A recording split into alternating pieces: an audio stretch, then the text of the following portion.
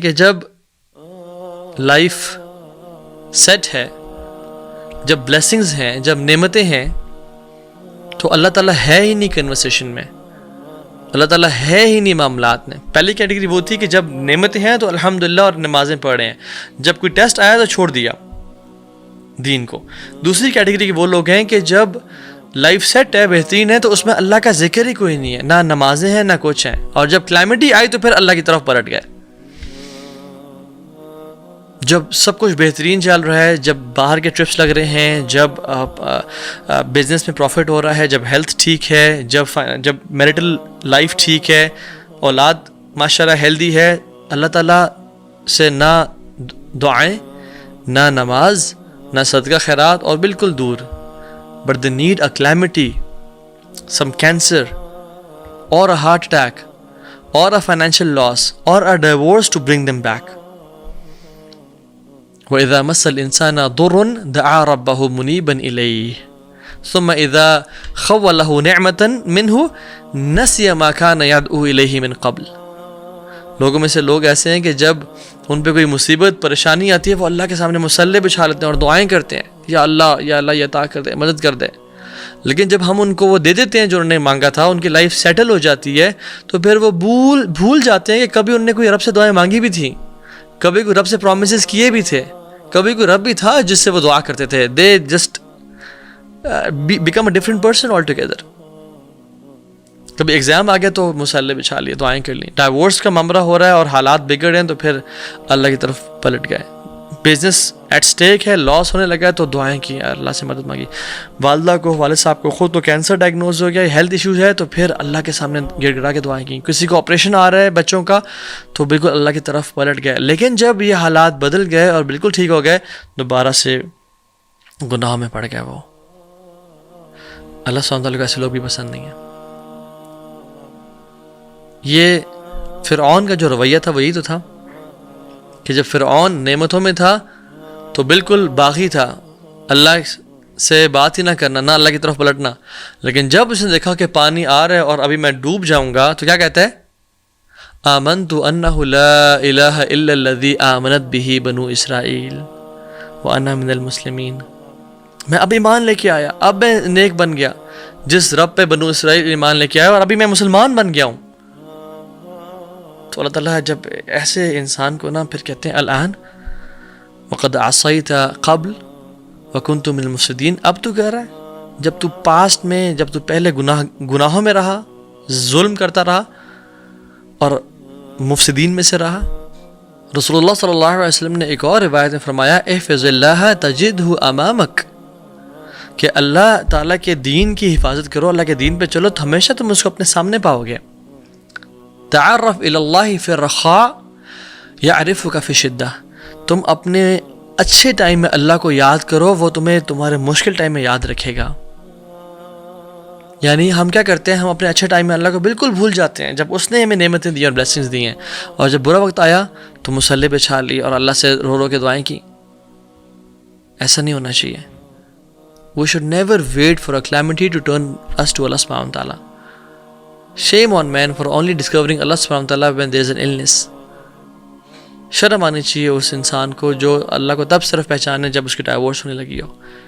حیا آنی چاہیے انسان کو رب سے کہ جب نعمتیں چلی جائیں تب وہ اللہ کی نعمتوں کو یاد کر کے اس سے دعائیں کرے. یا کوئی کینسر یا کوئی بیماری اس کو اللہ کی طرف پلٹ دے. اور یاد رکھیں اگر ابھی ہیلتھ ہے اور سیکیورٹی ہے اور فائنینسز ٹھیک ہیں اور گناہوں کی زندگی میں اگر لت پت ہوں، تو ٹیک اے ہنٹ کہ ایک برا ٹائم آنے والا ہے. اگر تم نے اللہ کو اس وقت میں یاد نہ رکھا تو پھر اس وقت میں تمہارا کوئی ساتھ ہی نہیں ہوگا. اور یاد رکھیں اللہ سبحانہ تعالیٰ پہلے ہی سن پہ کبھی پنش نہیں کرتا. اللہ تعالیٰ آزماتا ہے اور ٹیسٹ کرتا ہے، اور اللہ تعالیٰ چانسز دیتا ہے لوگوں کو. عمر بن خطاب کے دور میں ایک شخص نے، مختلف روایت آتی ہیں، کچھ زنا کا آتا ہے، ایک میں چوری کا آتا ہے. اس نے چوری کر لی تو جب اس کے ہاتھ اور پاؤں کاٹے جانے لگے تو اس نے کہا کہ یہ کیا عجیب معاملہ ہے، ویل لی، میرے پہ افسوس ہے کہ میں نے پہلی دفعہ ہی چوری کری اور میرا جو ہے وہ ہاتھ اور پاؤں کاٹ دیے جا رہے ہیں. عمر بن خطاب نے کہا کہ نہیں واللہ ایسا کبھی نہیں ہوتا کہ اللہ سبحانہ تعالیٰ کسی کو پہلی دفعہ گناہ کرنے پہ ایکسپوز کر دے. جب انسان بار بار گناہ کرتا رہتا ہے اور اللہ کو اپنے اچھے ٹائم میں بھول جاتا ہے تو پھر اللہ سبحانہ وتعالیٰ اس کو ایکسپوز کرتے ہیں. So let not wait for the moment when you are exposed اور پھر آپ اللہ کی طرف پلٹ جائیں. ایسا نہیں ہونا چاہیے. سو پہلی کیٹیگری کے لوگ کون تھے؟ جو اپنے اچھے وقت میں اللہ کو یاد کرتے ہیں اور برے وقت میں بالکل ہی دین سے اور اللہ سے باغی ہو جاتے ہیں. دوسری کیٹیگری کے لوگ وہ تھے جو اپنے اچھے وقت میں in times of blessings and as Allah تعالیٰ کا بالکل ذکر ہی نہیں کرتے, اللہ سے باغی ہوتے ہیں, اور جب مصیبت اور پریشانی آتی ہے تب اللہ والے بن جاتے ہیں. تیسری کیٹیگری کے وہ لوگ ہیں جو ورسٹ آف کریشن ہیں. جب ان پہ نعمتیں ہیں, ان پہ بلیسنگز ہیں, تب وہ اللہ کو یاد نہیں کرتے, اور جب ان پہ کوئی برا وقت آتا ہے تب بھی انکاری ہو جاتے ہیں اور باغی ہو جاتے ہیں. وَإِذَا أَنْعَمْنَا عَلَى الْإِنسَانِ أَعْرَضَ وَنَأَىٰ بِجَانِبِهِ وَإِذَا مَسَّهُ الشَّرُّ كَانَ يَئُوسًا. اللہ سبحانہ وتعالیٰ کہتے ہیں کہ انسان کیسا ہے کہ جب ہم اس کو بلیسنگز دیتے ہیں, نعمتیں دیتے ہیں, وہ ہم سے دور ہو جاتا ہے, مڑ جاتا ہے کہ میں جی نماز تو غریب لوگ پڑھیں, اللہ نے مجھے سب کچھ دیا, میں سیلف میڈ انسان ہوں. There is no person who is self made, سب اللہ میڈ ہے. اور باغی ہو جاتا ہے گناہوں میں, اور اپنے پیسے لگاتا ہے شراب پہ اور زنا پہ اور گناہوں پہ انویسٹ کرتا ہے. اور جب اللہ سبحانہ تعالیٰ اس کو ٹیسٹ کرتے ہیں اس کے ایمان کو کہ یہ صبر کرتے ہیں نہیں, تو پھر وہ ہی لوزز ہوپ کہ بس لائف ختم ہے. Lose situation for this person.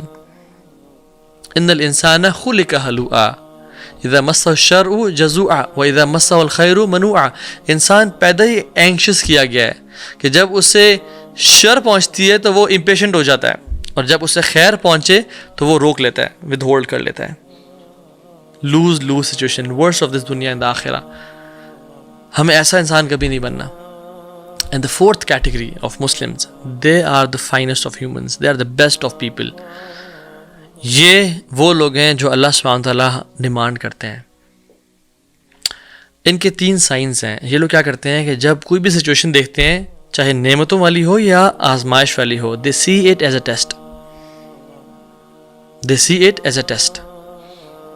اگر کوئی پریشانی آ گئی ہے صبر کرنا ہے, اور اگر کوئی نعمت آ گئی ہے تو وہ والا ایٹیٹیوڈ اختیار کرنا ہے جو سلیمان علیہ السلام کا تھا. جب ان کے سامنے وہ تخت پیش کیا گیا, ودن بلنک آف این آئی کہتے ہیں قال ھذا من فضل ربی لیبلونی اشکر ام اکفر فمن شکر فانما یشکر لنفسہ ومن کفر فان ربی غنی کریم.